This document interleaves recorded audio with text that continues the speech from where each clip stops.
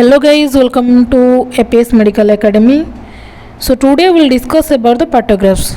Partograph क्या है और पार्टोग्राफ क्यों यूज होता है, तो इसके बारे में हम इस वीडियो में जानेंगे.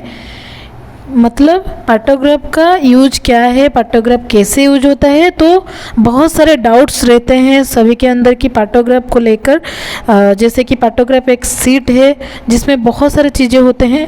तो बहुत सारे मतलब बच्चों को ये डाउट होता है तो पार्टोग्राफ क्या है, तो इसके बारे में हम जानेंगे. पार्टोग्राफ के बारे में पूरा कंप्लीट डिटेल्स हम जानेंगे.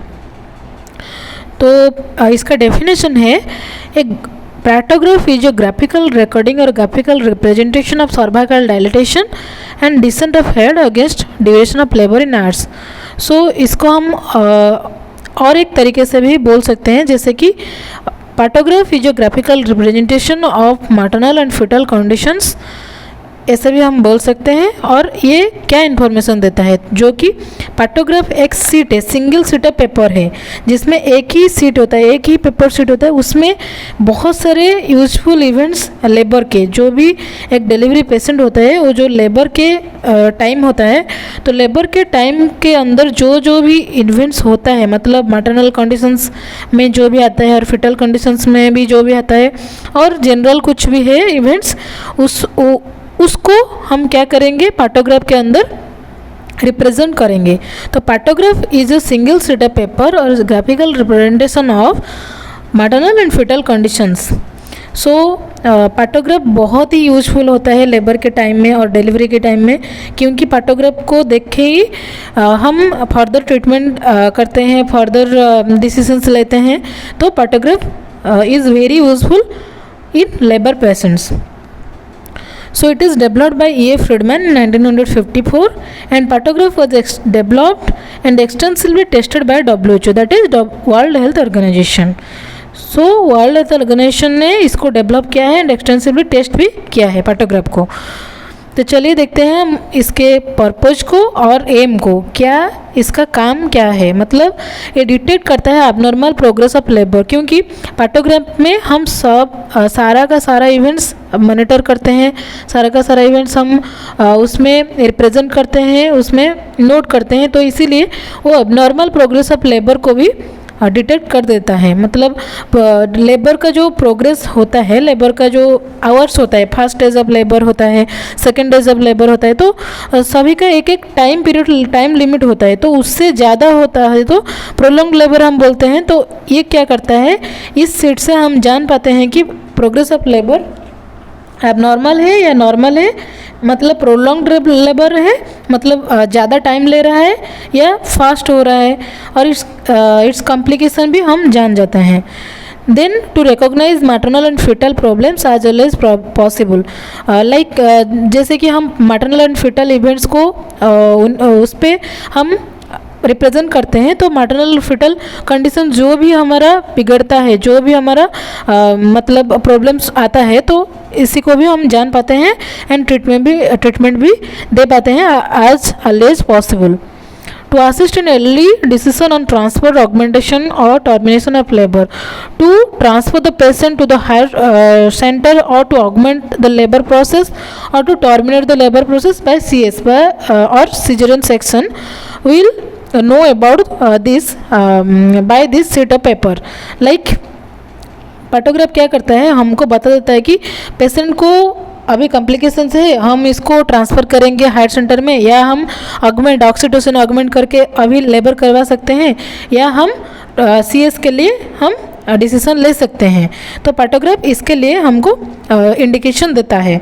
Then it serves as an early warning system, हम भी कह सकते हैं अर्ली वार्निंग सिस्टम. मतलब हम जब पार्टोग्राफ को 15 minute by 15 minute and 30 minutes 1 hourly हम इसको मॉनिटर करते हैं, तो हम सब कुछ जान जाते हैं कि क्या क्या होता है, क्या क्या कॉम्प्लिकेशन होने वाला है. तो इसलिए ये हम अर्ली वार्निंग सिस्टम में काम करता है. तो जब मैं आपको एक पिक्चर दिखा के समझाऊंगी तो आपको पूरी डिटेल समझ में आ जाएगी. तो देखिए, फिर हम देखेंगे कंपोनेंट्स ऑफ पार्टोग्राफ्स. तो कंपोनेंट्स ऑफ पार्टोग्राफ्स में आएगा assessment of fetal condition, then progress of labour, assessment of maternal condition and outcome of labour. तो 4 सेक्शन में डिवाइड होता है. मतलब पहला जो है फिटल कंडीशन को हम चेक करते हैं, देन जो होता है प्रोग्रेस ऑफ लेबर को चेक करते हैं, देन मैटरनल कंडीशन को भी चेक करते हैं, देन आउटकम ऑफ लेबर का आउटकम क्या होगा इसको भी हम जान जाते हैं। तो components of partograph is 4, that is assessment of fetal condition, progress of labor, assessment of maternal condition and outcome of labor. Then assessment of fetal condition, पहला जो कंपोनेंट था असेसमेंट ऑफ फिटल कंडीशन, इसको हम कैसे जानेंगे? तो foetal heart rate जो होता है, FHS रेट भी और फिटल हार्ट साउंड भी हम बोल सकते हैं, FHS FHR बोल सकते हैं। तो इसकी वजह से हम जान जाते हैं फिटल कंडीशन क्या है। फिटल हार्ट रेट से ही हमें पता चलता है, मतलब फिटल हार्ट रेट जबकि नॉर्मल है हमारा जो भी 120 से लेकर 140 और 160 तक है हमारा नॉर्मल, मतलब हमारा जो फिटल हार्ट रेट है 120 से लेकर 160 तक हम इसको एवरेज नॉर्मल बोल सकते हैं फिटल हार्ट रेट का, FHR का। तो if it is greater than 180 beats per minute then हम टैकीकार्डिया बोल सकते हैं। If it is less than 120 beats per minute then हम इसको ब्राडिकार्डिया बोल सकते हैं। If it is less than 100 beats per minute then it is severely bradycardia हम बोल सकते हैं, और it is foetus is in severely distress condition. So foetus जो भी हमारा फिटस है वो सिवियरली डिस्ट्रेस कंडीशंस में है।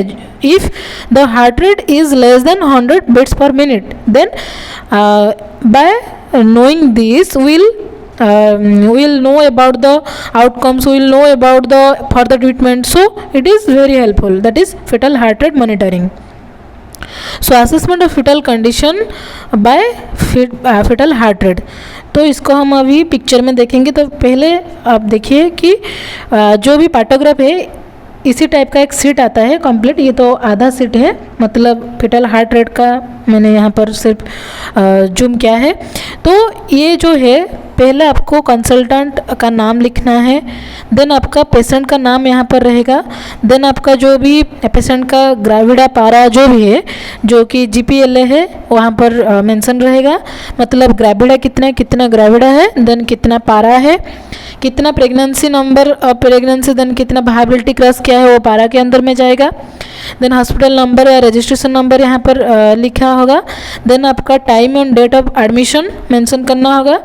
ये सब ब्लैंक रहता है, आपको ये फिलअप करना है। देन पीरियड ऑफ जेस्टेशन, कितना वीक का प्रेगनेंसी है, देन मेंबर रप्चर हुआ कि नहीं, और जब यदि हुआ है देन कितने घंटे पहले हुआ है रप्चर ऑफ मेम्ब्रेन, जो कि हमारा सर्वाइकल जो भी है हमारा अम्नियोटिक फ्लूइड जो मेम्ब्रेन है वो रप्चर हुआ कि नहीं हुआ, इसको भी मेंशन करना है।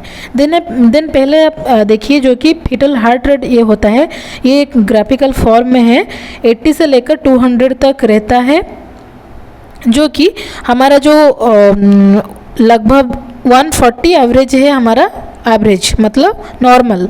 देन हम इसको मॉनिटर करेंगे कैसे, पर आवर्ली हम इसको मॉनिटर करेंगे, या जो कि ये टाइम होता है, ये एक कलम में हम इसको ग्राफिकल रिप्रेजेंटेशन में मतलब नोट करेंगे। देखिए पहला 130 था हार्ट रेट FHS जो कि फिटल हार्ट रेट, देन 140 हुआ, देन 140, देन 130 हुआ, देन 140, 130, 140, 150 हुआ, देखिए 140, 150 हुआ, देन आपका 140 फिर से हो गया।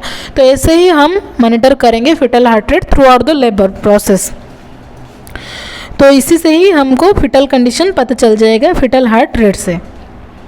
समझ में आ गया कि फिटल हार्ट रेट हम कैसे मॉनिटर करेंगे, जो भी फिटल हार्ट रेट हम मेजर करेंगे ऐसे ही हम इसको मतलब यहाँ पर नोट करना है। ऐसे एक सर्कल बनाकर एक डॉट देकर उसके राउंड में एक सर्कल बनाना है, जैसे हम एक डॉट दे देंगे देन इसको राउंड कर देंगे। तो ये हो गया हमारा फिटल हार्ट कंडीशन और फिटल हार्ट रेट। देन हम देखेंगे membranes and amniotic fluids.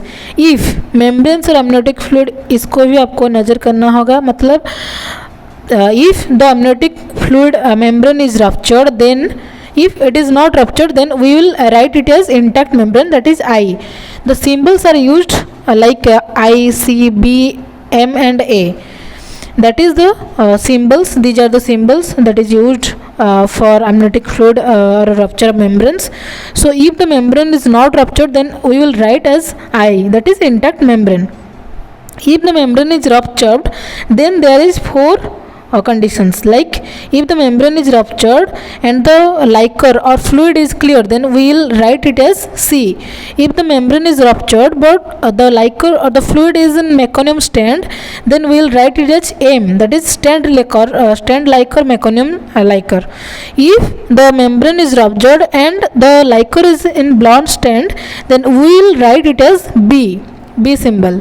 Then if the membrane is ruptured and there is no liquor present, so we will write it as A, that is absent liquor.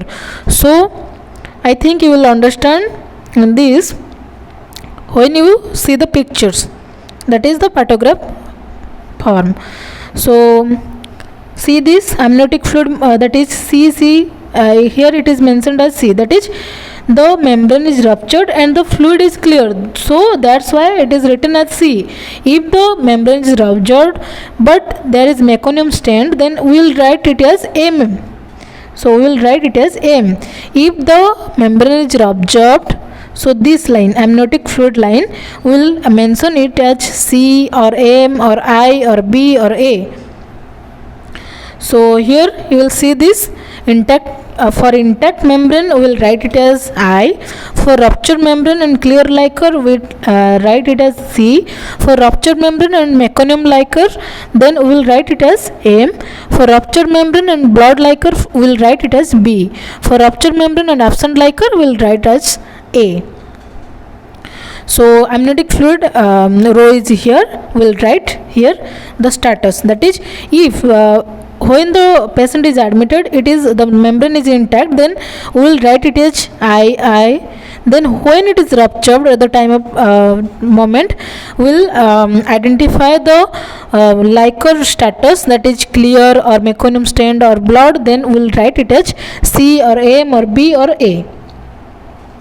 सो इस पे हम mention करेंगे amniotic fluid का status, that is if the membrane is intact. If the membrane is not ruptured, then we will write it as I. Then the further point is molding, that is molding. It is an important indication of how adequately the pelvis can accommodate the fetal head. Molding is fetal head is placed in our female pelvis, that is mother's female pelvis. So it is plotted as like separated bones or suture felt easily. If we will do the PV, that is per-vaginal examination, we will know about this, that is if the bones, that is the fetal head bones are separated and sutures felt easily, then we will write it as 0, that is null. If bones just touching each other, just touching each other, then we will write it as positive, 1 positive. Then overlapping of bones reducible, that is 2 positive. If severely overlapping of bones irreducible, that is positive 3 positive हम लिखेंगे. तो यहाँ पर देखिए moulding का भी एक जो कि रो है मोल्डिंग, यहाँ पर हम 0 लिख सकते हैं, प्लस पॉजिटिव लिख सकते हैं, नेगेटिव लिख सकते हैं, प्लस पॉजिटिव 2 पॉजिटिव 3 पॉजिटिव, ऐसे ही लिख सकते हैं. मोल्डिंग कितना हुआ ये सब पता चलेगा कैसे, मतलब पीवी से, पर वाजिनल एग्जामिनेशन. तो पीवी से हमको पता चलेगा amniotic फ्लूइड का स्टेटस पता चलेगा, मोल्डिंग पता चलेगा. और ये एक चीज़ ध्यान देना है, जब भी amniotic फ्लूइड मेम्ब्रेन रप्चर अगर रप्चर हो चुका होगा तो हम दोबारा ज़्यादा पीवी नहीं करेंगे. तो मतलब रप्चर होने के बाद हम पीवी करेंगे तो ये इन्फेक्टेड हो जाएगा. तो इसीलिए हम क्या करेंगे, पीवी से हमको पता चलेगा amniotic फ्लूइड का स्टेटस जो भी है, मोल्डिंग का स्टेटस जो भी है, ये हम पता चलेगा. नेक्स्ट आ गया है प्रोग्रेस ऑफ लेबर. हम प्रोग्रेस ऑफ लेबर कैसे जानेंगे, मतलब लेबर हमारा प्रोग्रेस हो रहा है या वहीं पर अटका हुआ है या फास्ट प्रोग्रेस हो रहा है. तो ये तो बहुत ज़्यादा ज़रूरी होता है, मतलब progress of labour is very very important in a labour process. That is by knowing the progress of labour we will know about the treatment process and the termination process. So it is very important. So progress of labour में 4 component है जो कि cervical dilatation है, then हमारा descent of the fetal head, fetal position भी देखना है, and uterine contractions भी को भी हमको दिखना है। तो सर्वाइकल डायलेटेशन पहले आता है, जो कि cervical dilatation is depends upon the descent of the fetal head and fetal position and uterine contractions. तो डायलेटेशन हम किसको बोलेंगे, मतलब हमारा जो मदर है, मदर का जो भी यूटेरस है वो कंट्रैक्ट करेगा, मतलब कंट्रैक्ट करेगा, और फिटस भी हमारा बाहर आएगा, मतलब ये जो फिटस है ये फिटस बाहर आएगा, यूटेरस कंट्रैक्ट करेगा, देन हमारा डिसेंट होके फिटल का पोजीशन मतलब धीरे धीरे नीचे आएगा। तो इसको हम सर्वाइकल डायलेटेशन बोलेंगे, क्योंकि फिटस की हेड से ही हमारा जो सर्विक्स का मेम्ब्रेन है वो डायलेट होगा, तो इसीलिए हम सर्वाइकल डायलेटेशन बोलते हैं। इससे पता चलेगा कि प्रोग्रेस ऑफ लेबर हो रहा है या नहीं हो रहा है, मतलब यूटेरस कॉन्ट्रैक्ट हो रहा है या फिटस आ रहा है या यहाँ पर अटका हुआ है, तो ये सब पता चल जाएगा। So cervical dilatation is divided into 2 parts, that is latent phase and active phase. So latent phase is the first phase that is starts from the onset of labor until the cervix reaches 4 cm dilatation. तो dilatation हम कैसे check करेंगे, PB से check करेंगे। तो PB से हमारा जो फिंगर हम एंट्री करेंगे पीबी से, तो 1 फिंगर को हम 1.5 ले सकते हैं सेंटीमीटर के दौरान। ये 2 फिंगर से ज़्यादा हो रहा है तो हम इसको बोलेंगे 4 सेंटीमीटर से एबव हो गया। और लैटेंट फेज क्या है, 2 फिंगर से कम होगा तो हम इसको लैटेंट फेज में बोलेंगे, जो कि ये लैटेंट फेज में है, ये एक्टिव फेज में नहीं गया है। ये हमारा 8 घंटे और उसके कम भी टाइम में होता है। लैटेंट फेज का टाइम पीरियड इज 8 आवर्स और लेस। देन हमारा आता है active phase, it is from 4 centimetre of full dilatation of cervix, that is 10 centimetre. हम फुल डायलेटेशन ऑफ सर्विक्स को क्या है हमारा 10 सेंटीमीटर। सो 4 सेंटीमीटर से लेकर 10 सेंटीमीटर तक हम इसको एक्टिव फेज में बोलेंगे।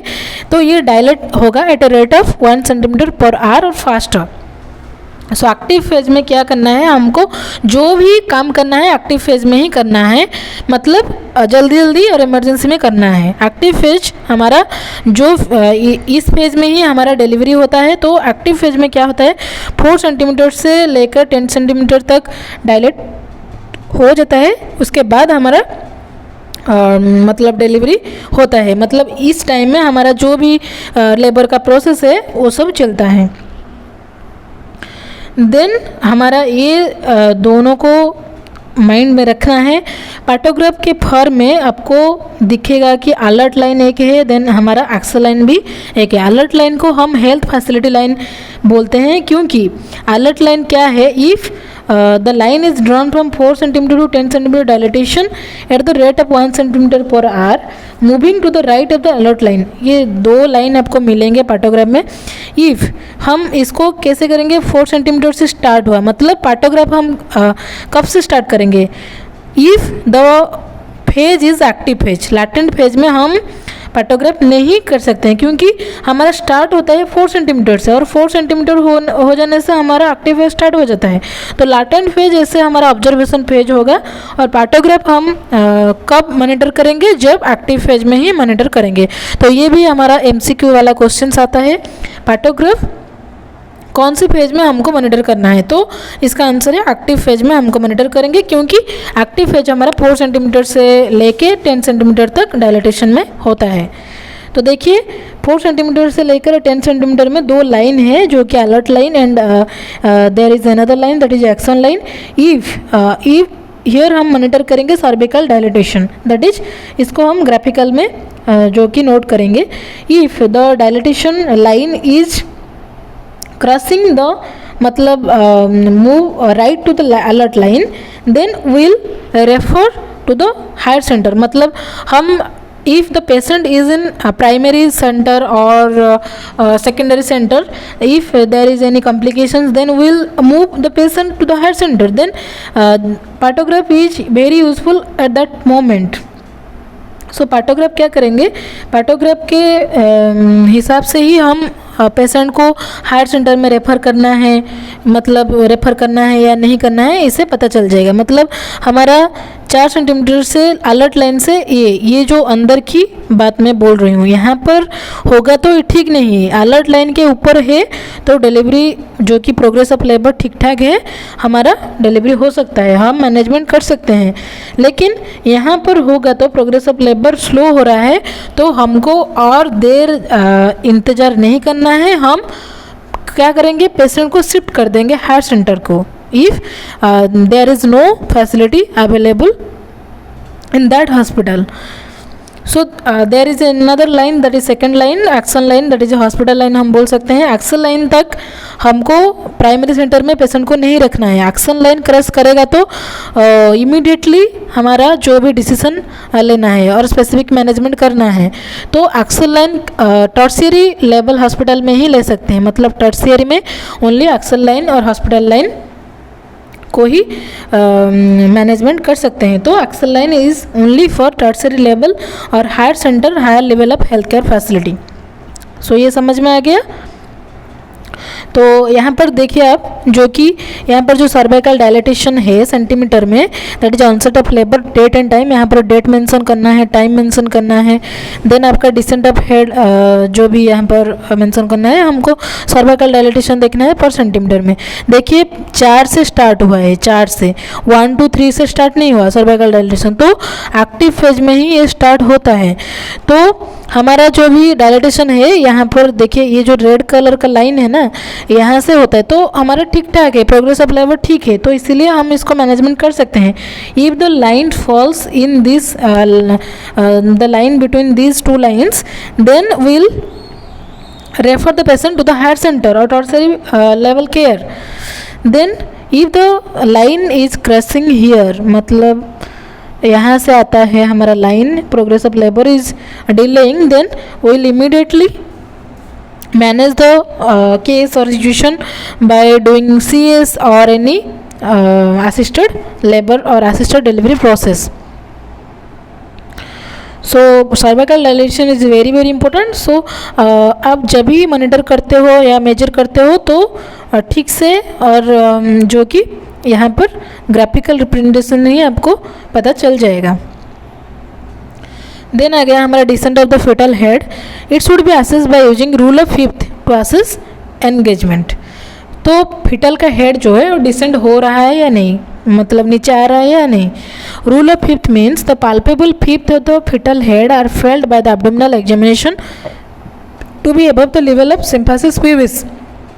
सो मदर का जो सिम्फेसिस प्यूबिस है, तो एब्डोमिनल एग्जामिनेशन हम जब करेंगे तो रूल ऑफ फिफ्थ एक रूल है, उसी के हिसाब से हम क्या करेंगे, फिटल का डिसेंट हमको पता चल जाएगा।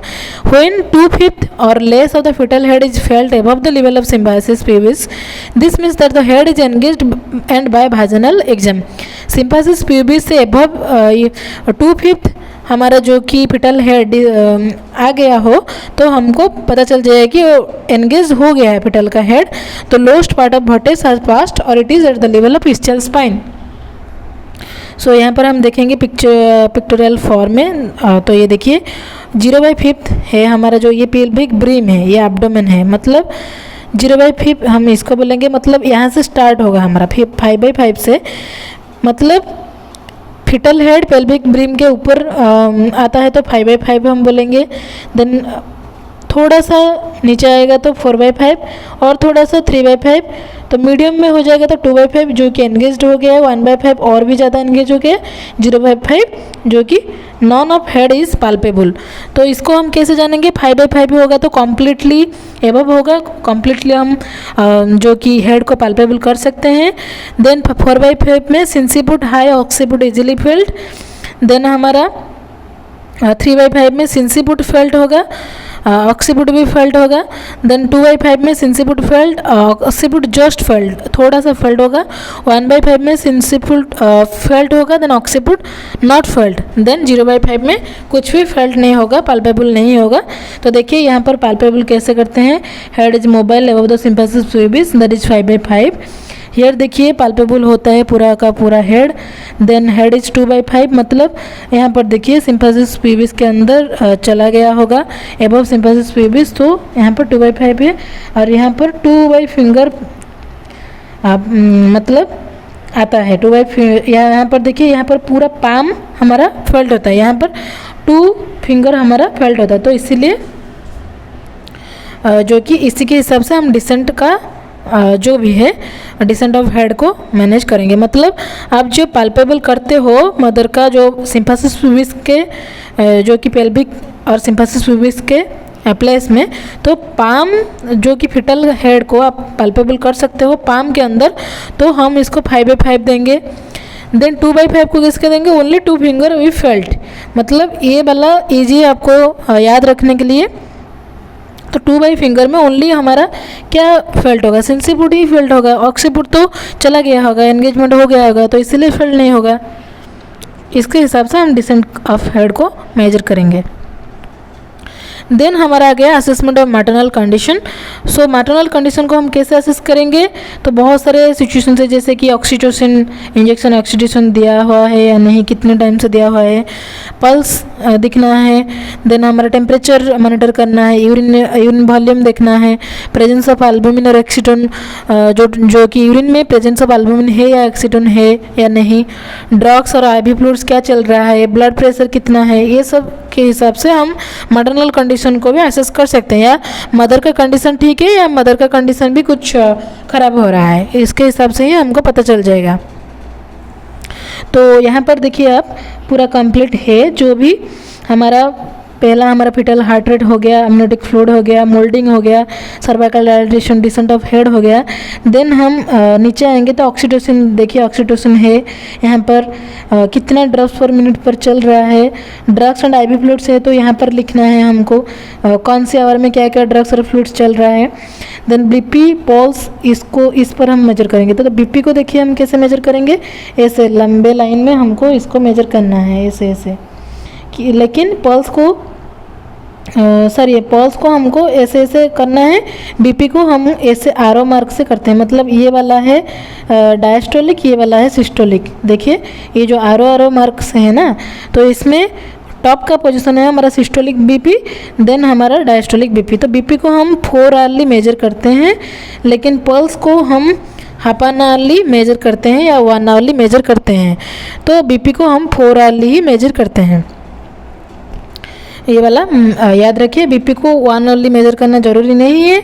If the patient is in good condition, if the patient is in any critical condition और the BP is high, then will measure it in 1 hourly 2 hourly as for the advice of the मतलब as for the instructions और conditions.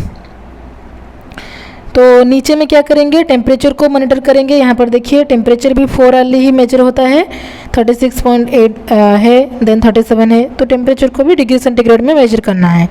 Then हमारा urine का जो भी output है, कितना urine pass हुआ है कैथेटर में, देन हमारा यूरिन में प्रोटीन है, एसीटोन है, ग्लूकोज है, क्या है, तो इसको भी हमको मेंशन करना है, और यूरिन वॉल्यूम भी लिखना है। तो ये सारा है मैटरनल कंडीशन। नेक्स्ट आ गया हमारा यूटेरिन कंट्रैक्शंस। तो यूटेरिन कंट्रैक्शन में हमको 2 चीज़ पर देखना होगा, जो कि नंबर ऑफ कंट्रैक्शंस कितना है एंड ड्यूरेशन ऑफ कंट्रैक्शन कितना है।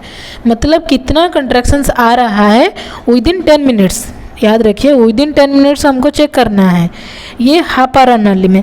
तो ये सभी का डाउट होता है 30 मिनट्स में हम चेक करेंगे या 10 मिनट में चेक करेंगे। तो देखिए 30 मिनट में चेक करेंगे, लेकिन 10 मिनट के लिए मतलब आपको 8 बजे चेक करना है, मतलब 8 बजे स्टार्ट करके 8, 8, 10 तक चेक करना है। ये 10 मिनट जो है ना, इस पे हम कंट्रैक्शंस गिनेंगे, देन ड्यूरेशन ऑफ कंट्रैक्शन कितना है वो भी चेक करेंगे। लेकिन फिर एक बार चेक करेंगे हम कितने टाइम में, 8:30 में, 8:30 से लेकर 8:40 तक चेक करेंगे। ओके, तो ये है हमारा 30 मिनट ड्यूरेशन में चेक करेंगे और 10 मिनट के लिए। मतलब हमारा जो गैप होगा 30 मिनट का गैप होगा, लेकिन जो ड्यूरेशन होगा वो 10 मिनट का होगा। तो देखिए हमारा जो ड्यूरेशन ऑफ कंट्रैक्शन है वो जो है हमको कैसे यहाँ पर मेंटेन करना है। तो यहाँ पर आ गया हमारा contractions.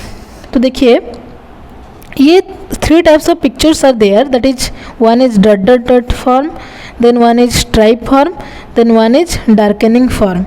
So if the contractions that is last for less than 20 second. मतलब हम जो 10 मिनट में चेक करेंगे ना, 10 मिनट में हमारा कितना कंट्रैक्शंस आ रहा है।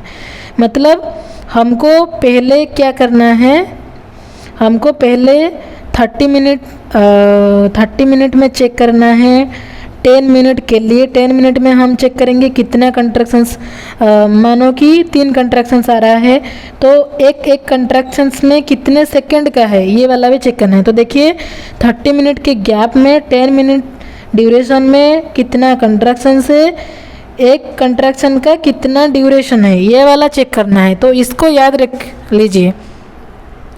तो यहाँ पर हम क्या देखेंगे, ये मेंशन भी है यूटेराइन कंट्रैक्शंस पर 10 मिनट्स। 10 मिनट्स में हमारा क्या हुआ, एक ही कंट्रैक्शंस आया। देखिए यहाँ पर एक ही कंट्रैक्शंस आया।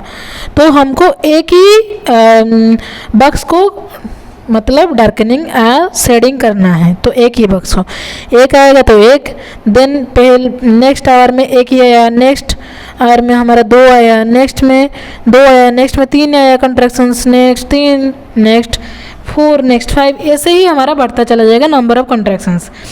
लेकिन इस पर हमको डॉट देना है या स्ट्राइप करना है या शेडनिंग करना है। तो ये कैसे पता चलेगा, if the contractions last for less than 20 second. मतलब एक कंट्रैक्शंस आया, मतलब आपको जब पाल्पेशन कर रहे होगे तो आपको पता चल जाएगा कंट्रैक्शन कितना टाइम तक रहता है। तो 20 सेकेंड से नीचे हुआ, 20 सेकेंड से मतलब कम हुआ तो हम इसको डॉट में कन्वर्ट करेंगे। देखिए यहाँ को डॉट में कन्वर्ट करेंगे। देन हमारा जो कंट्रैक्शन से 20 से 40 सेकंड तक रहेगा तो हम इसको स्ट्राइप करेंगे। If the contractions last more than 40 seconds then will darkening it like this. देखिए ये वाला जो कलम है डार्कनिंग हो रहा है, मतलब कंट्रैक्शन ज़्यादा हो रहा है, मतलब प्रोग्रेसिव लेबर भी ज़्यादा हो रहा है। ये भी हमको प्रोग्रेसिव लेबर ही बताएगा, जो कंट्रैक्शंस है ना ये भी प्रोग्रेसिव लेबर ही बताएगा। तो इसको डाउट, ये सबका डाउट होता है, मतलब समझ में नहीं आता है क्या क्या करना है। तो ये वाला आप देख लीजिए, 30 मिनट में आप चेक करेंगे, 30 मिनट को भूल जाइए। देन 10 मिनट के लिए 10 मिनट तक आपको पाम रखना है कंट्रैक्शंस चेक करने के लिए। देन आपका मानो कि 2, 3 या 1 कंट्रैक्शंस आया, तो कंट्रैक्शंस आया तो एक कंट्रैक्शंस कितने सेकंड के लिए है ये भी मेजर करना है। तो कितने सेकंड के लिए ये बताता है। देन कितना नंबर है, ये जो बॉक्स नंबर ऑफ बॉक्स बताता है। तो ये सारे हमारा प्रोग्रेसिव लेबर ही बताएगा। नेक्स्ट आ गया हमारा आउटकम ऑफ लेबर, जो कि लास्ट है। It includes labour outcome and neonatal outcome. तो जो भी हम मेजर करते हैं यहाँ पर पार्टोग्राफ में सब कुछ मेजर होता है। देखिए फिटल का कंडीशन है, मदर का कंडीशन है, यूटेरस मतलब सर्वाइकल का सर्विक्स का कंडीशंस भी है, सब कुछ है। यहाँ से हमको पता चल जाएगा मैटरनल आउटकम क्या है, मदर का डिलीवरी हुआ या नहीं हुआ, फिटस जिंदा है या फिटस का मतलब स्टिल बर्थ हुआ क्या, कुछ भी पता चल जाएगा हमारा पार्टोग्राफ से आउटकम क्या होगा। तो पार्टोग्राफ हमको लास्टली हमको फिटल एंड न्यूनेटल और फिटल और मैटरनल आउटकम ही बताता है। सो ये था हमारा पार्टोग्राफ का पूरा मतलब क्लास, मतलब क्या क्या होता है पार्टोग्राफ में, और it's purpose, it's AIIMS, its importance, it's components and it's all things about the partographs. If there is any doubt, you will write it in comment box, then I'll try to solve it. तो partograph के बारे में आपका मतलब कुछ भी individually doubt होगा तो आप कमेंट में पूछ सकते हो, मैं इसको सॉल्व करने के लिए ट्राई करूँगी। और फर्दर जो भी टॉपिक आपको लगता है कि इसके बारे में क्लास करना है आप कमेंट में भी लिख दीजिए। चैनल को सब्सक्राइब कर लीजिए, क्योंकि आपका जो भी मेडिकल रिलेटेड टॉपिक्स है बहुत सारे कवर होंगे फ्यूचर में। So thank you for watching.